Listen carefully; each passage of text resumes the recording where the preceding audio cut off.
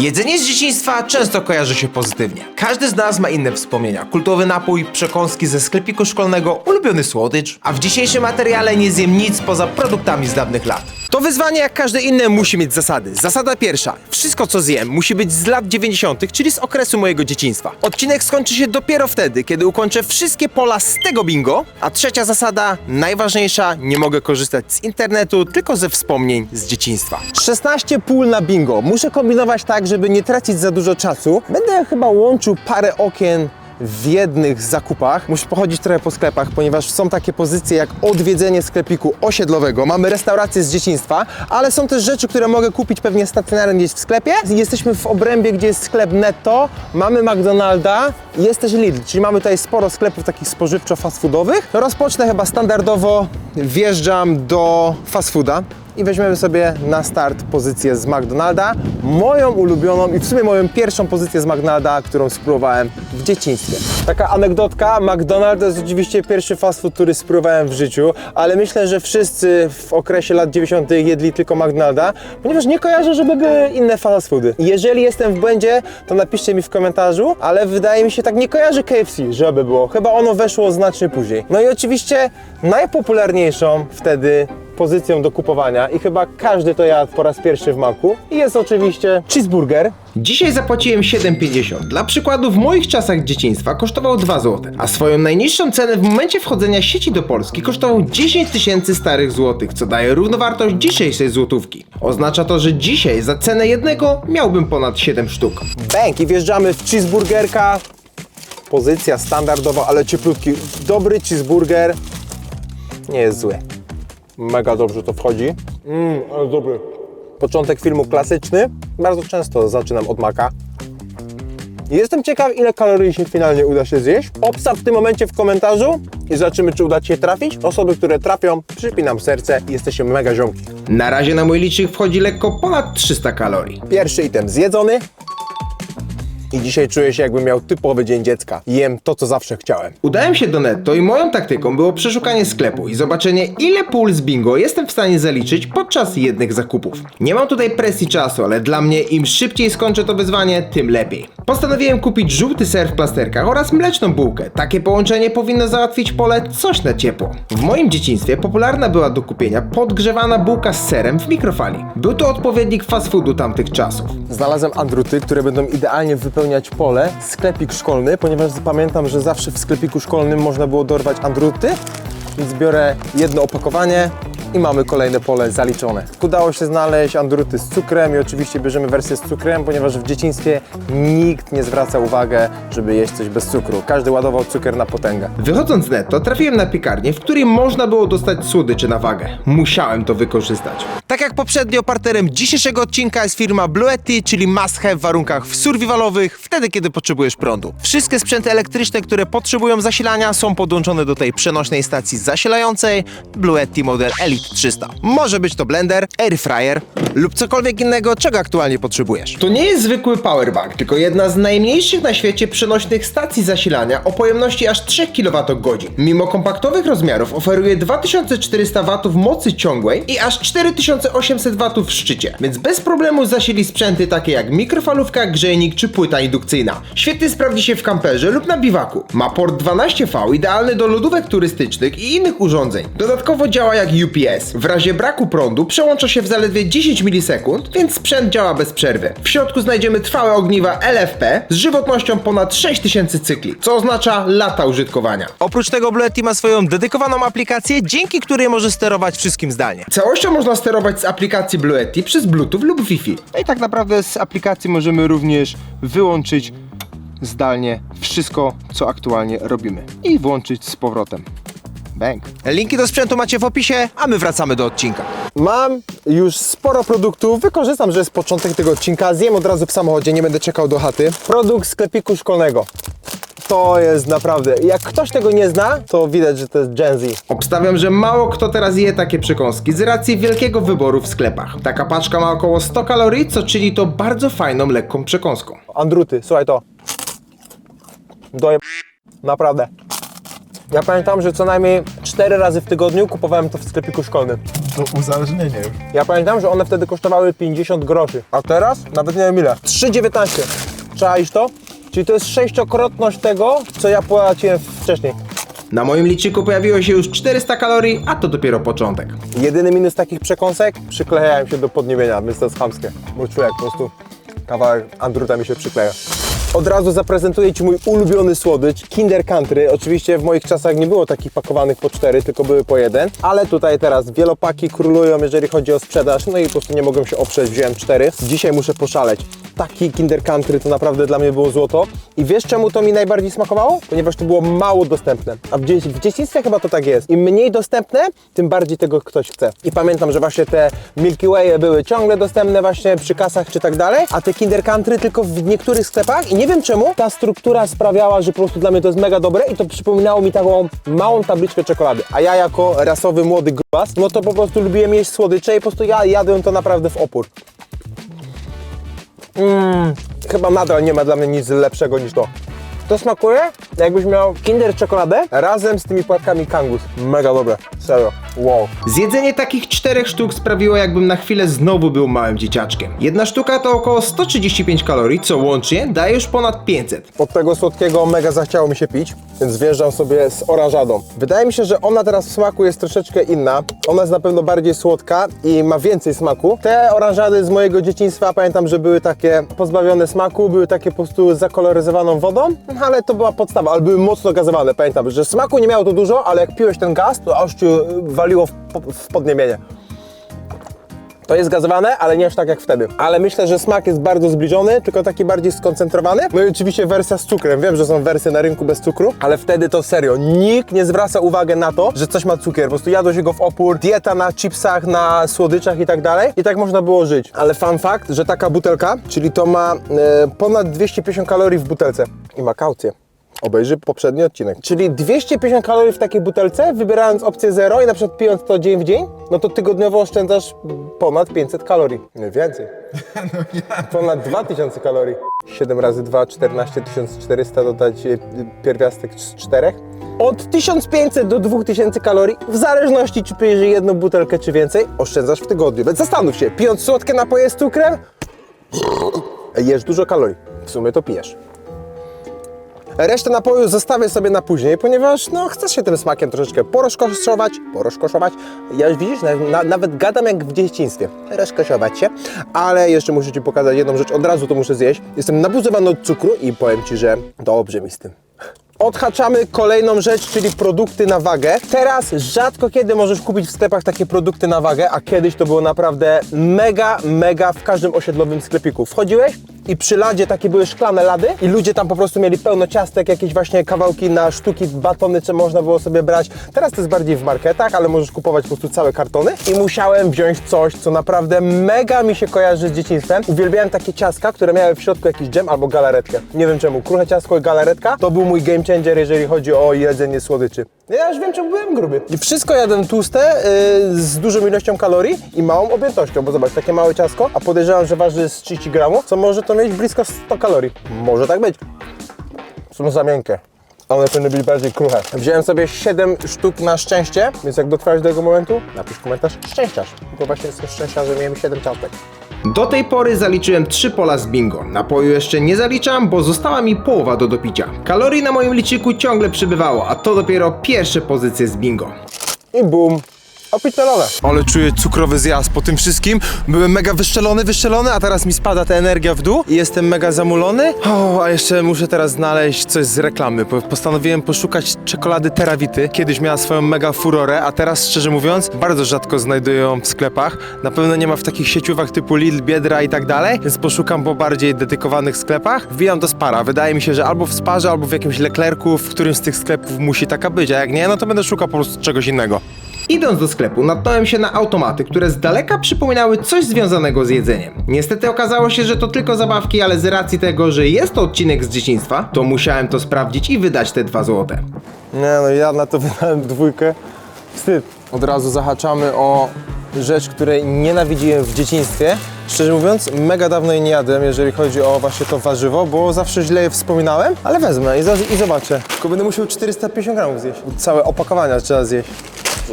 Będę jadł. Chodząc po sklepie nie mogłem zlokalizować czekolady Terravita, ale natknąłem się na kakao Nesquik, które chyba każdy dobrze zna. Tak się składa, że ono również miało swoją reklamę telewizyjną w latach 90. Nesquik do picia. Znowu cukier. Dzisiaj naprawdę tyle cukru. A teraz widzisz, jakieś puchatki wyjeżdżają tutaj z magnezem. Kiedyś tak nie było. Znalazłem takie danonki, ponieważ wersji takiej jogurtowej jak kiedyś było nie ma, więc po prostu włożę patyczek tutaj i będę rozcinał. No musi być to do przygotowania, to jest klasyk. Dobra, jesteśmy w jednej z galerii. Maszyna vendingowa. Akurat ona jest tylko i wyłącznie z napojami. Tak patrzę sobie, które napoje były wtedy. Ja pamiętam, że była wtedy cola wiśniowa. Pamiętasz? Sherry. Sherry Coke, ale to jest odwrócone, ale wydaje mi się, że to jest właśnie cola sherry. 6 zł, chłopie, a pamiętasz za naszych czasów co było? Po 2. 2 złote puszka. No, po 2 było. Ogólnie bym wziął z Dilza, bo tu mamy Dilza, ale musi być z maszyny coś. Więc zaliczymy kolejne pole tutaj bingo. I co, najpierw siano, czy co? Chyba tak. I w ogóle ja kiedyś nagrywałem odcinek, który nie wyszedł. I to była jedna z maszyn, która mnie przysporzyła o taki stres, bo mówię, nie chciała działać, nie? Robimy siano. Nie chciało wyjść, co jest? Za nowa złotówka, muszę mieć z 90 lat chyba. Co jest? I to nie kupię? Ja już dałem 5. Ej, nie, no ta maszyna mnie pokona jeszcze raz. Ej, nie, no to jest skam jakiś. A jak teraz odzyskać siano? Halo, moje pieniądze. Zamieniłem 5 w pobliskim sklepie. Jak mi tego nie weźmie, to już będzie naprawdę skam. Co jest? Niemożliwe. Dobra, jestem 5 zł w plecy. Jak ktoś chce, nie wpada do King Crossa i to weźmie sobie, idziemy do innego. Daleko nie musieliśmy szukać, kolejny automat przed nami. Mamy batony, czyli coś do jedzenia, nie musimy pić. Jest Frugo, ej, Frugo było też, ale już nie ryzykuję, bo mam tylko 5, więc wezmę Knoppersa. Knoppers to był też jakby jedno z takich słodyczy, które jadę mega dużo. I ja pamiętam, że w takich marketach jak Selgros czy Makro kupowało się takie kartony całe. Znasz to? Ja nie miałem. Okej. Dobra, tylko nie wiem, czy ta 5 mi wejdzie teraz. Boję się, że przegram. Dobra, jest. Mamy to. Dobra, jak ktoś to ogląda z King Crossa, oddajcie mi moje 5 zł. I jeszcze zetek tutaj. Spróbujmy smak zwycięstwa. No to zobaczymy, czy ten baton jest nadal taki dobry jak kiedyś. Wow. Jeździmy po supermarketach, żeby szukać coś na zimno. Chciałem znaleźć jakiś lód, który będzie odpowiadał właśnie tym smakom z dzieciństwa. I okazało się, że będąc w netto nie zauważyłem jednego z lodów, który wręcz idealnie pasuje do tego odcinka. Jest to lód Panda, który miał swoją premierę w 1992 roku, czyli ponad 30 lat temu. Więc idziemy sprawdzić netto jeszcze raz dokładnie.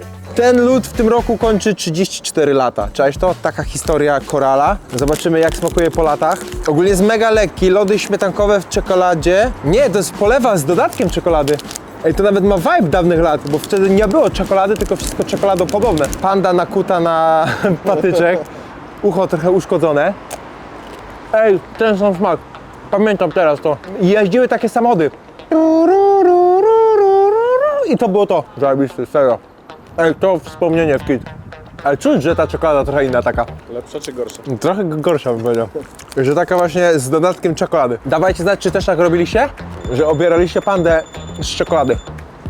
Dobra, lód zjedzony.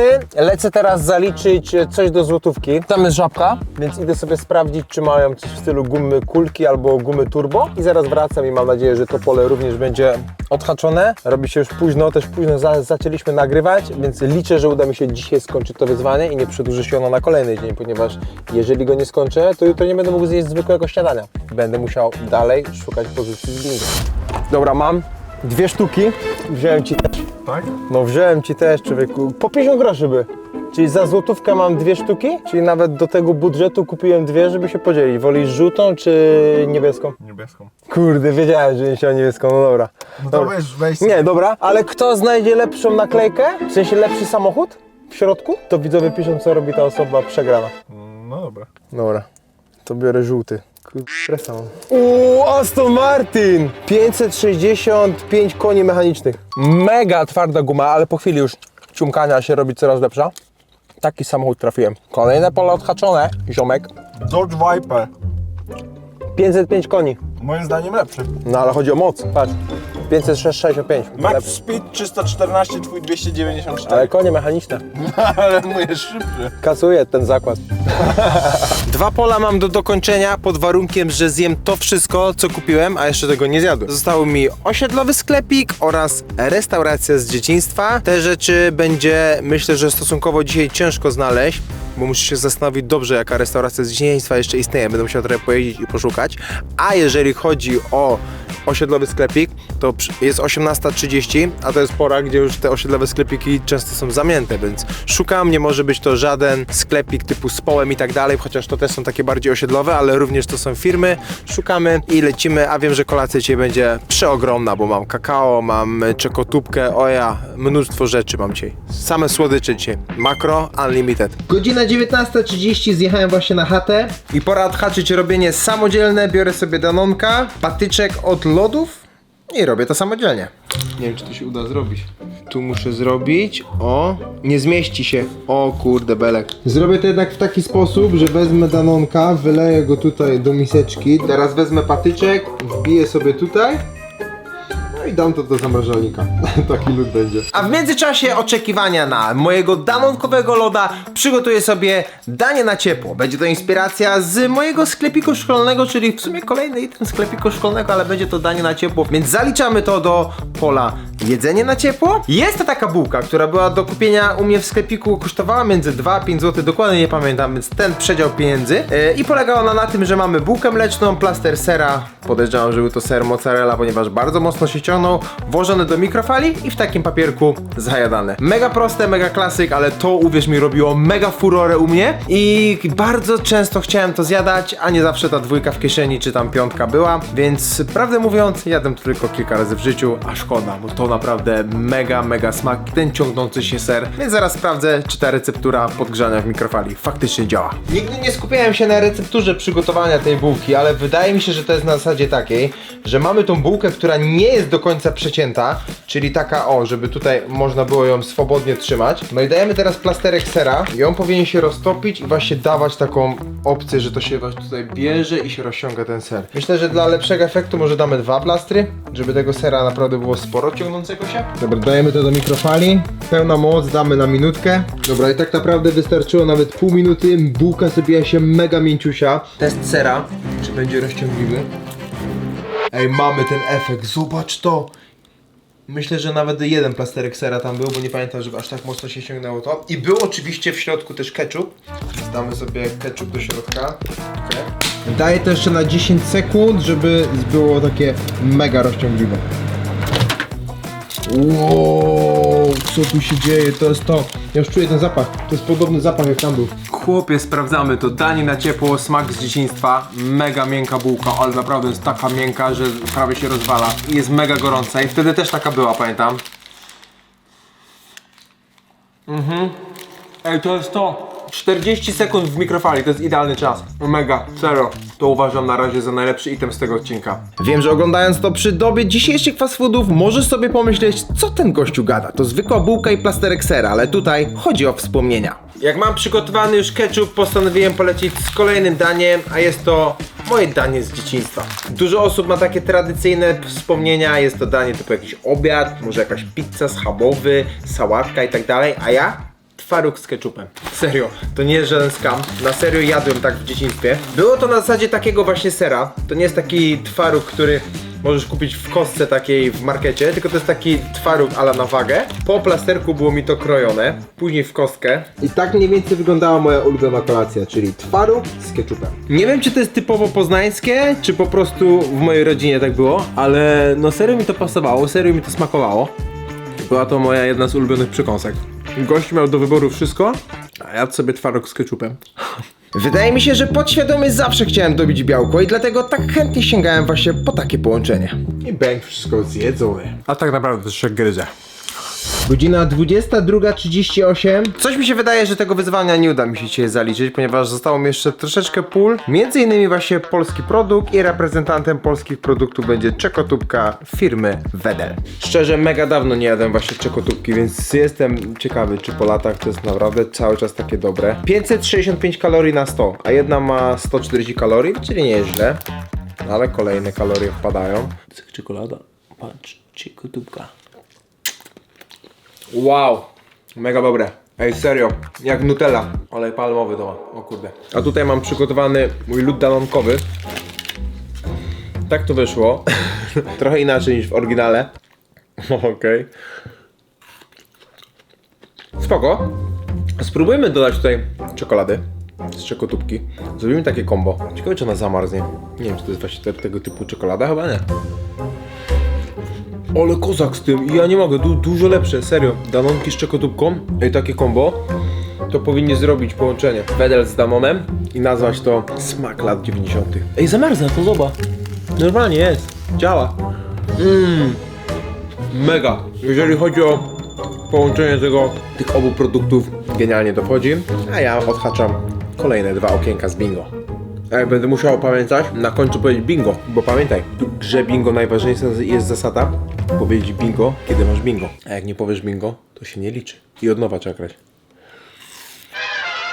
Mamy kolejny dzień, a ja nadal męczę się ze swoim bingo, ale tak jak Ci powiedziałem, ten odcinek skończy się dopiero, kiedy wykończę, a w sumie to wypełnię wszystkie pola, które są na tym bingo. Teraz zajmuję się tym, czyli produktem z reklamy TV. Mamy tutaj Nesquik. Takie opakowanie ma 150 gramów, więc zrobię sobie 3 drinki po 50 gramów. Jedyne czego się boję to dawkę cukru, którą przyjmę na przestrzeni tych 2 dni, ponieważ to ma 70 gramów cukru na 100 ml. No dałem trochę za mało mleka, ale to będzie skondensowane. Szczerze, to tyle mleka ile dałem, to zmieści mi się do 2 szklanek. Nie będziemy kombinować. Czyli w sumie mam po 75 gramów, jeżeli chodzi o jedną porcję, a to ma cukru z 75 na 100. O kurde. Ale słodkie. Ja pierdzielę, serio. Nie masz nawet sobie jak tego wyobrazić, ale to jest tak słodkie. Taka dawka cukru z rana. W sumie wczoraj to samo miałem, bo zjadłem te ciastka na wagę i tak dalej. Tam było mnóstwo cukru. O, ale wykrzywia, serio. Nawet widać, jakie drobinki cukru tam na dnie są. I druga szklana. Trzymaj za mnie kciuki.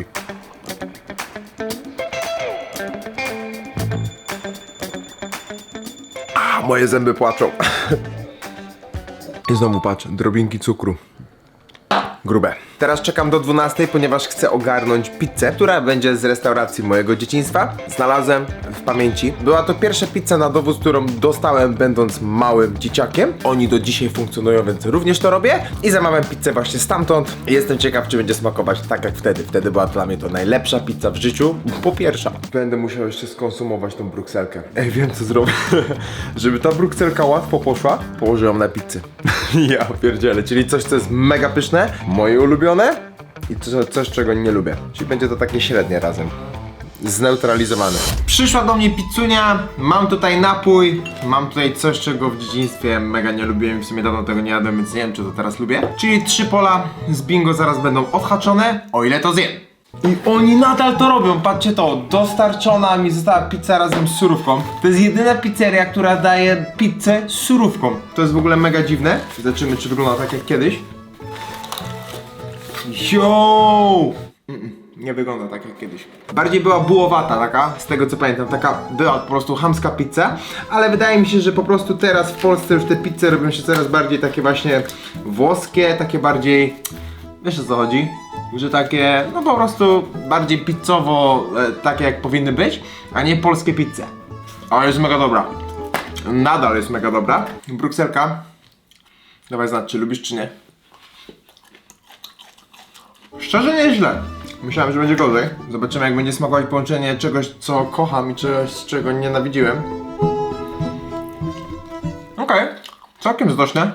Ten posiłek to istne combo. Dostarczam kolejne kalorie, ale na szczęście pozostało już bardzo niewiele, aby dokończyć to wyzwanie. Zobaczę sobie jeszcze z dodatkiem tej surówki. Tego na pewno nie jadłem. Ale po latach zróbmy to, dodajmy, zobaczymy, czy polska, człowieku, kapusta, bo to chyba jest taka kapusta, pieczarki, taka polska surówka. O, polska surówka na pizzy włoskiej. To jest mega dziwne. Soba. Pizza z surówką. Trochę kebab. Trochę pizza kebab. Ej, spoko to siedzi. Fajny wafel. Po latach smaki się zmieniają. Brukselka nawet mi siedzi. Maślana konsystencja.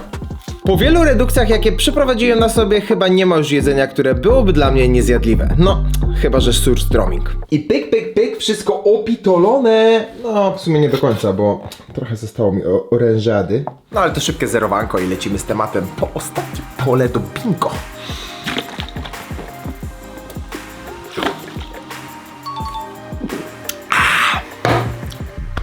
Przyjęło się. Zostaw lajka. Od 40 minut szukam jakiegoś osiedlowego sklepiku i na razie nie ma w ogóle nic. Same sklepy typu z Połem albo jakieś inne takie bardziej franczyzowe, ale po prostu jest tak mało sklepików osiedlowych, że naprawdę mega lipa. Ale w dzisiejszych czasach nie ma się co dziwić, wielkie firmy wypierają takie biznesy, a szkoda. Aktualizacja, nadal nic nie znalazłem, minąłem chyba jakieś 30 albo nawet i więcej żabek, ale nadal nie znalazłem żadnego lokalnego sklepiku. Jedyne co teraz tutaj znalazłem, jestem właśnie po tym, to jest taki sklepik Groszek, ale raz, że Groszek to i tak jest sieciówka, a dwa, że no jest zamknięty, więc nawet i tak jakbym chciał, to nic tutaj nie kupię. Lecę dalej, dużym utrudnieniem jest to, że nie mogę korzystać z internetu, bo tak to bym wpisał i bym pewnie dużo szybciej to znalazł, a tak to muszę błądzić, szukać po tych osiedlach, ale liczę, że w końcu coś znajdę. Bo chcę zakończyć już to bingo, gościu. Szczerze, sytuacja robi się podbramkowa, jest już prawie godzina 5. Ja cały czas nie znalazłem tego sklepiku, jeżdżę jak łeb po całym mieście i powiem Ci, że nie chcę, żeby to wyzwanie przychodziło na jutro. Bardzo bym tego nie chciał, ponieważ nic nie będę mógł Cię zjeść do końca dnia. Nie, naprawdę muszę znaleźć dzisiaj ten sklep. Moja wędrówka po mieście trwała w najlepsze. Znowu robiło się późno i bałem się, że faktycznie nie uda mi się znaleźć osiedlowego sklepiku, który zakończy moje bingo. Dobra, właśnie mijam chatę polską, ale to nadal nie jest to. Potrzebuję typowego osiedlowego sklepiku. Chata polska to jeszcze jest za duża sieć. Wylądowałem na jakimś osiedlu. Szukam dalej. Jest jakiś sklep spożywczy, ale z tego co widzę, to niestety jest zamknięty. Ej, powiem wam naprawdę, że to jest mega trudne zadanie. Kurde, nieczynny już chyba, no. Chyba zamknięty już był. No, niestety. Sklep zamknięty. A ten by się nadał, ten jest idealny. Właśnie takich sklepów szukam. Ej, dobra, w końcu to mam. Patrzcie to, sklep spożywczy, monopolowy, Żółwik. Zobaczymy, co mają. W sklepie zobaczyłem napój, który był dla mnie mega klasykiem lat 90. Wtedy co prawda był w małych szklanych butelkach, ale zobaczymy jak będzie smakować po latach. Tym napojem dokończam swoje wyzwanie. Subskrybuj ten kanał, obejrzyj poprzednie odcinki, a tymczasem bingo!